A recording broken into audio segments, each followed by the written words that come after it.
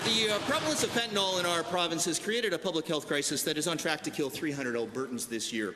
According to police, organized crime and drug dealers are the reason this toxic drug is wreaking havoc in Alberta communities. To the Justice Minister, given that controlling illegal drugs falls under the purview of your ministry, and given that the prevalence of fentanyl is killing Albertans at a shocking rate, what are Alberta's chiefs of police suggesting you do, since you kindly followed my recommendation to meet with them, to help enforcement agencies gain control over this deadly drug?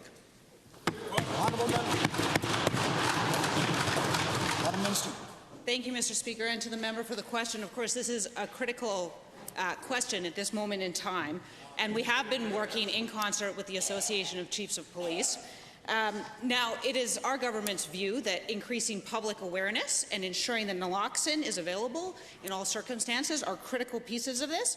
We also are working with our partners to reduce supply and trafficking on drugs, and in fact, I have been in contact with the federal minister just this morning to discuss some issues that the Alberta Association of Chiefs of Police have brought forward to my attention, and we are moving forward on that. Thank you. Thank you, Minister. And thank you, Mr. Speaker. Again, to the Justice Minister, as I have previously stated, given that every moment's delay in creating a proactive plan to curb the distribution of fentanyl may mean yet another life loss, and given that the nation is looking to Alberta to display leadership on this issue because our province is the hotspot for fentanyl deaths in Canada, what is your proactive plan for addressing the illegal production, importation, and distribution of this drug? Thank you.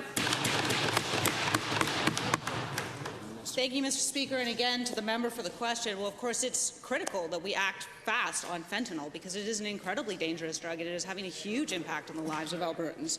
And we are moving forward with our plan, which again includes 3 parts, as I've said, which is to increase public awareness about the unpredictability of this incredibly potent drug, to make sure the antidote naloxone is widely available in all sorts of different community agencies, and to reduce supply and drug trafficking. And in fact, school resource officers in schools are working with Alberta Health Services to help educate students to make sure that they are alerted to the dangers of this drug.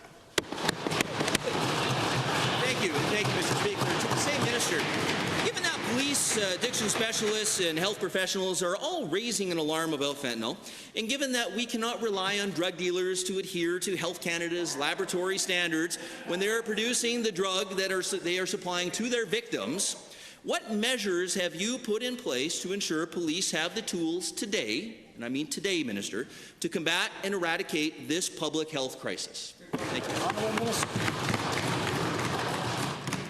Thank you, Mr. Speaker, and again to the member for the question. Well, of course, in this current budget, this government funds policing to the tune of $500 million.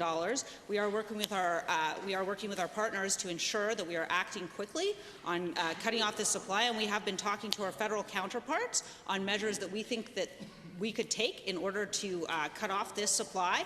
But I think that it's critical to recognize that drug addiction is a problem which is best solved through information and through health resources, and that's what we're working to do. Thank you.